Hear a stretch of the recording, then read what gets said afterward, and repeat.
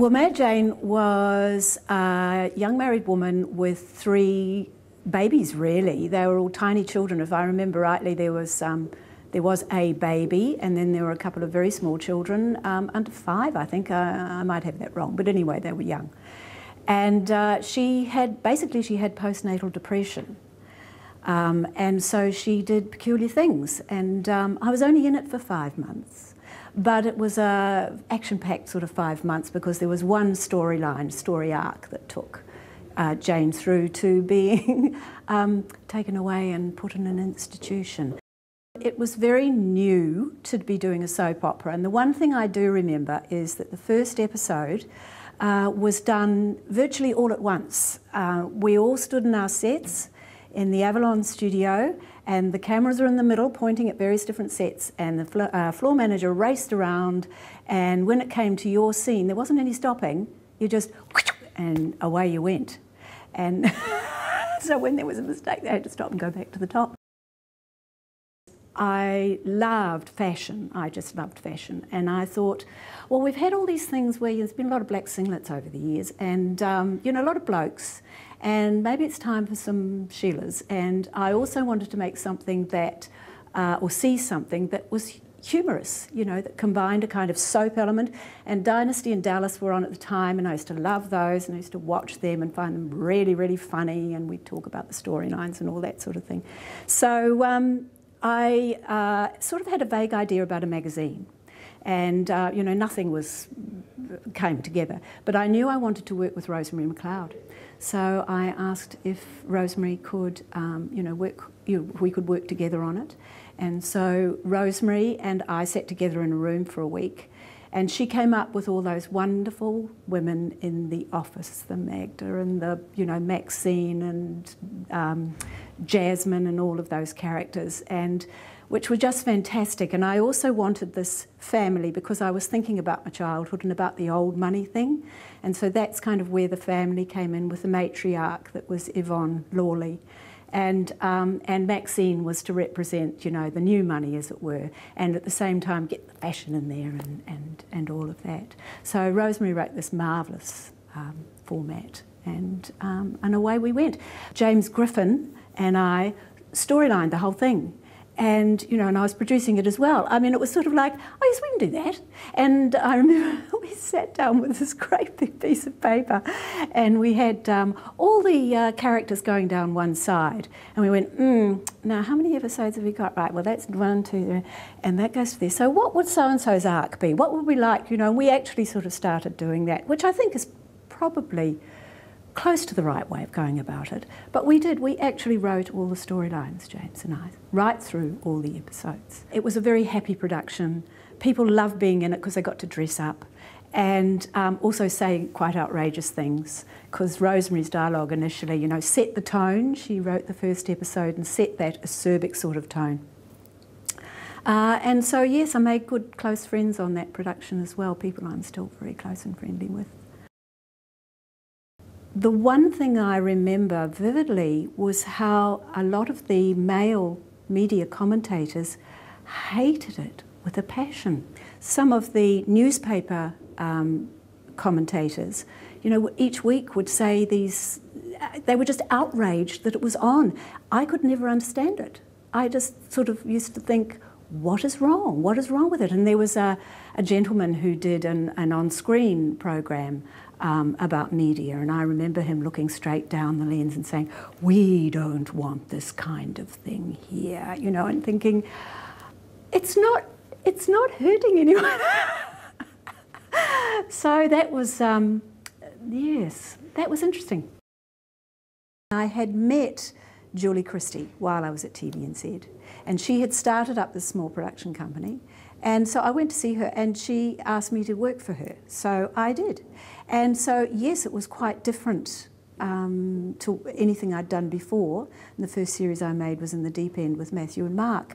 And she got me to make that because I also like to write, and I wrote a whole lot of their stuff. I don't know where it came from, but I had a kind of an ear for blokey banter.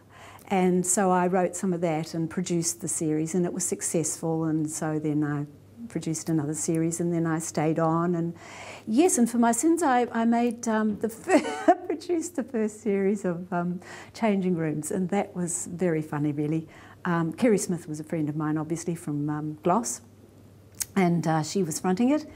And the first episode of Changing Rooms was a complete and utter shambles, because we hadn't worked out that you had to be extraordinarily planned with where everything was in the way of tools, in the way of paints, in the way of everything. Everything had to have its place with a label. We didn't have that. It was kind of all chucked in a truck.